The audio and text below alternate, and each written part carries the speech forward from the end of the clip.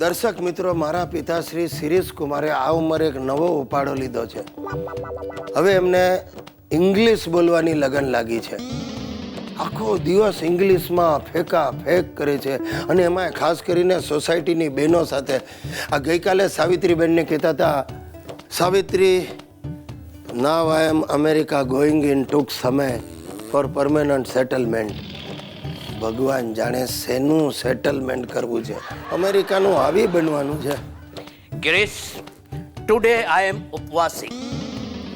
ઉપવાસિંગ એટલે નામ બદલ્યું. You donkey, I am on upvas. You 1 dozen banana loving અને 1 કિલો મોરૈયો getting. બાપુજી, આ તમે મગન મથુર જેવું ઇંગ્લિશ બોલવાનું બંધ કરો. સીધે સાધું ગુજરાતી બોલો તો બધાને સમજ પડે. No. English is must all over the world. I am boling, જેને સમજવું એ સમજિંગ.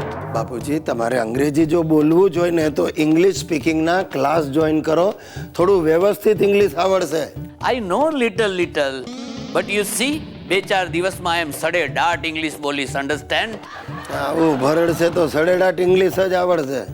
Girish, somewhere I am watching. If there is a man, you can go માળવે. એટલે મન હોય તો માળવે જવાય. અરે ભાઈ, આ પ્રકારનું મન હોય ને તો માળવે નહીં, માછડે જવાય. આ તમને ખબર છે, લોકો તમારી પાછળ મસ્કરી કરે છે. I have no mind. Dog is buzzing, કૂતરાઓ ભસે. What ફરક elephant have? હાથીને શું ફરક પડે છે? You are right, elephant. I am speaking English. એકવાર અમેરિકા જાઓ, then this paaji will સમજિંગ.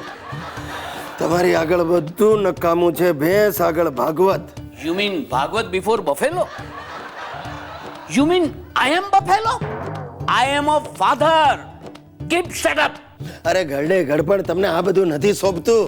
Your father old, બુઢા હોગા તેરા બાપ. આ તો હું એ જ કહું છું. Yes, I know you are jelling for my સડેડાટ English. I am trying. જાઈંગ? પ્રેક્ષક મિત્રો, નાવ આઈ એમ કંટાળિંગ. આઈ હેવ ટુ ટેક આરામ.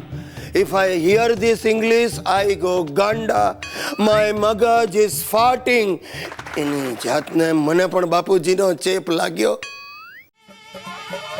સાહેબ, બોલો જો હું કોણ? ગુજ્જુભાઈ ગિરીશ કુમાર. એ તો સારું છે, હવે તમે બધા મને નાક નકશે બરાબર ઓળખી ગયા છો.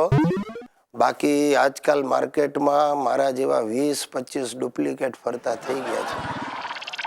આ બધી ચાઇનાની કમાલ છે સાહેબ. તમે જરા ફેમસ થઈ જાઓ ને એટલે ચાઇનાવાળા તમારા જેવા ડુપ્લિકેટ માર્કેટમાં પધરાવી દે. આ ચાઇનાએ તો પથારી ફેરવી નાખી છે, પણ એની એ મજા છે. આજકાલ હું મારી બૈરીને છે ને સુશીલાને ચાઇનાના નામથી ડરાવ્યા કરું. એ બહુ આઈડી નહીં થતી, સીધી ચાલજે, સમજી ને તો ચાઇના ઓર્ડર આપી દઈશ. તારા જેવી શું, તારા કરતા ટનાટન 20-25 સુશીલાઓ મંગાવી લઈશ. તો મારી બેટીએ મને શું કહ્યું? મને કે આ મંગાવો ને, મને વાંધો જ નથી, ભલે મંગાવો, પણ મારા જેવી ટકાઉ નહીં હોય. તકલાદી માલ આવશે ચાઇનાથી. હા, ગમે ત્યારે ભડાકો થઈ જશે. યાદ રાખજો, અમે IMI નંબર વાળા છીએ. અરે તમે ઓલવાઈ જશો, ઓલવાઈ. જબરી છે સુશીલા, એમ જુઓ તો જબરી છે ભાઈ. છાપું એકદમ ડિટેલમાં વાંચે અને જે કાંઈ ન્યૂઝ હોય ને એ બરાબર જોઈને પછી હું જેવો બેઠો હોઉં ને છાપું લઈને એટલે આવીને મારા પર બોમ્બાર્ડિંગ ચાલુ કરે. શું ખબર પડી? હમણાં ઇન્ફ્લેશન વધી ગયું. વાહ હશે ભાઈ, મને વાંચવા દે ને. આમાં લખ્યું, વાંચ્યું. આજે આવી મને કે તમને યાદ છે હમણાં થોડા મહિના પહેલા બિહારમાં કે ક્યાંક ઓલો એક નાનકડો છોકરો ખાડામાં પડી ગયો હતો અને પછી હોહા થઈ ગઈ ને દુનિયા આખીએ પ્રાર્થના કરીને ઊંટડા મંગાવીને છોકરાને જેમ તેમ ખાડામાંથી બહાર કાઢ્યો ને સરકારે કંઈક 8 લાખ રૂપિયા આપ્યા એના સ્ટડીઝ માટે. હા બરાબર છે, પણ એનું હવે અત્યારે શું છે સુશીલા? એનું મને કે ના, તે આપણી સોસાયટીમાં બોરવેલનું કામ ચાલુ થયું છે. મેં કહું આ તે શું? તે આપણે હિતુને નાખવો જ. મેં કહું શું? મને કે આપણે હિતુને ખાડામાં નાખીએ, હા ટીવી વાળા આવશે, આ થઈ જશે, આપણા ઇન્ટરવ્યુ લેવાશે, તમે ધ્રુસકે રડજો ને પછી સરકાર આપણને 7-8 લાખ રૂપિયા દઈ દેજે.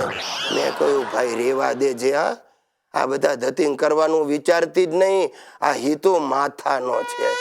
હાલો એને ખાડામાં નાખશું ને તો બીજા 10 ને ખેંચીને પાડે એવો હાલો મારી ટાંટીઓ પકડીને મને ખાડામાં ખેંચી લેશે અને મારા ખભા પર ચડી ને પોતે ખાડાની બહાર આવી જશે અને મારો જીવ જશે. સુશીલા તો મને કે એમાં શું ભૂલે જતો તમારો જીવ? એટલે મેં કહું તને કાંઈ ફરક નથી પડતો? મને કે વાંધો નહીં, તમારા જેવા 20-25 તો ફરે જ છે, એકાદને પકડી લઈશ.